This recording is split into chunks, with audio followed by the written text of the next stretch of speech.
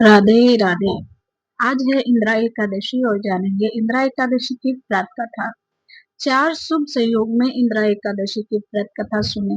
यह कथा पूजा से पितरों का उद्धार होता है और देखते हैं इसका मुहूर्त और पारण। तो इंदिरा एकादशी का व्रत 17 सितंबर बुधवार को है और इस बार इंदिरा एकादशी के दिन चार शुभ संयोग बन रहे हैं। इंदिरा एकादशी पर परिग योग और शिव योग बनेंगे, वही पुनर्वसु और पुष्य नक्षत्र भी है। पितृपक्ष में एकादशी श्राद्ध के दिन यानी कि अश्वनी कृष्ण एकादशी तिथि को इंदिरा एकादशी कहते हैं और इस दिन व्रत रख करके भगवान विष्णु के ऋषि के स्वरूप की पूजा करते हैं और इंदिरा एकादशी व्रत कथा सुनते हैं। इससे पितरों का उद्धार होता है। वही व्रत रखने वालों को जीवन के अंत में स्वर्ग की प्राप्ति होती है। तो आइए जानते हैं इंदिरा एकादशी की व्रत कथा, मुहूर्त और पारण का समय। इंदिरा एकादशी की व्रत कथा। पौराणिक कथा के अनुसार एक समय धर्मराज युधिष्ठिर ने भगवान श्री कृष्ण से निवेदन किया कि आप मुझे अश्वनी कृष्ण पक्ष की एकादशी व्रत के महत्व, पूजा विधि और उससे मिलने वाले पुण्य के बारे में बताइए। इस पर भगवान श्री कृष्ण ने कहा कि अश्वनी कृष्ण पक्ष की एकादशी व्रत को इंदिरा एकादशी के नाम से जानते हैं। इंदिरा एकादशी व्रत सभी पापों को मिटा देता है। जो व्रत रखता है उसके पितरों का उद्धार करता है, उसे यमलोक की पीड़ा से मुक्ति मिल जाती है। वहीं जो व्यक्ति इंदिरा एकादशी की कथा सुनता है उसे वाजपेयी यज्ञ के समान पुण्य लाभ होता है। अब आप इंदिरा एकादशी की कथा सुने। सतयुग में राजा इंद्रसेन का महिष्मति में शासन था। राजा इंद्रसेन दयालु और परोपकारी राजा थे। वे अपनी प्रजा के सुख और दुख के साथी थे। उनका राज्य धन धान्य से परिपूर्ण था। वहां कोई कमी नहीं थी। एक राजा इंद्रसेन अपने दरबार में बैठे थे। तभी देव ऋषि नारद जी वहां प्रकट हुए। राजा इंद्रसेन ने उठ करके उनको प्रणाम किया और बैठने के लिए आसन दिया।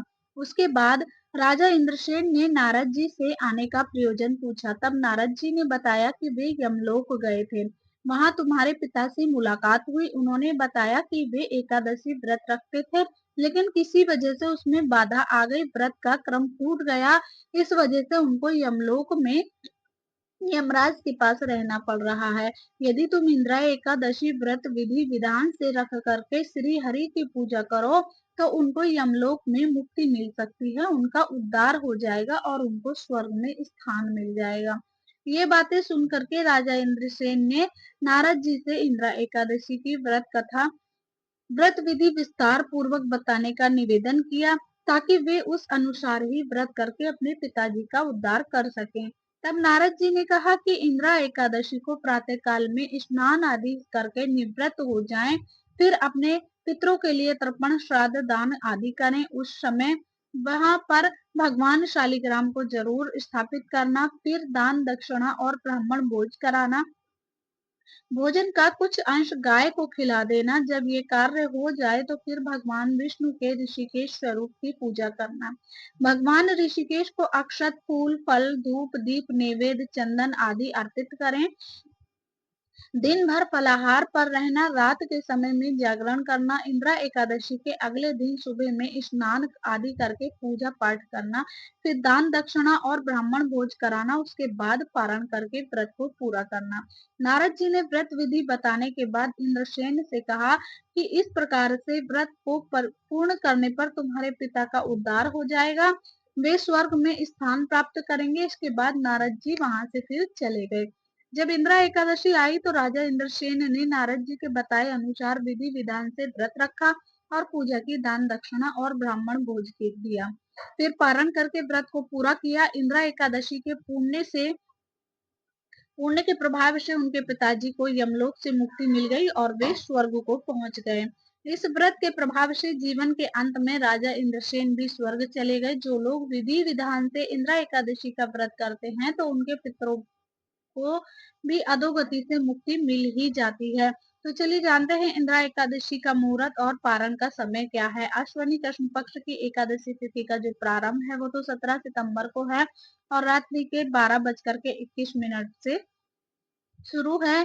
अश्वनी कृष्ण एकादशी तिथि का जो समापन है वो 17 सितंबर रात्रि 11:39 पर है और ब्रह्म मुहूर्त 4:33 सुबह के 4:33 से 5:20 तक है। और पूजा का जो शुभ मुहूर्त है वो 6:07 से 9:11 तक का है। शुभ उत्तम जो मुहूर्त है वो है 10:43 से और 12:15 तक। तो इंदिरा एकादशी का पारण का समय क्या रहेगा? वो रहेगा 18 सितंबर को सुबह के 6:07 से 8:34 तक का।